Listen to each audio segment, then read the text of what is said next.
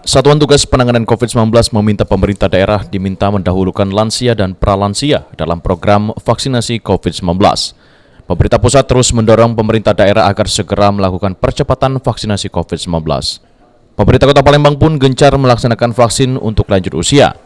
Vaksinasi dilakukan di pusat perbelanjaan hingga ke puskesmas di kecamatan dan kelurahan. Prioritas diberikan kepada lansia karena kelompok umur ini rentan terhadap penularan virus. Vaksin akan sangat efektif dalam mengendalikan pandemi COVID-19 apabila pemberiannya dilakukan secara masif, termasuk salah satunya melalui program vaksinasi massal hingga tingkat kelurahan. Tren peningkatan kasus positif di Kota Palembang masih terjadi, terutama di beberapa wilayah termasuk angka kematian yang cukup tinggi. Hal ini perlu menjadi perhatian pemerintah Kota Palembang melalui Satgas Penanganan COVID-19 untuk menekan penyebaran virus dan zona merah tidak meluas.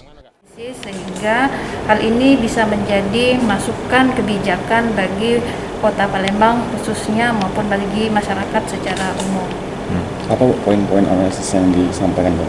Ya, dari poin-poin analisis yang kami sampaikan antara lain ada beberapa wilayah yang menjadi fokus penyebaran kasus COVID dengan yang di data tersebut sudah didukung oleh fasilitas kesehatan. Maupun di situ yang penting lagi ada beberapa banyak kasus kematian karena COVID tersebut disertai oleh penyakit penyerta atau komorbid. Yang paling tinggi di sini memang karena kasus hipertensi. Aprianto, PAL TV.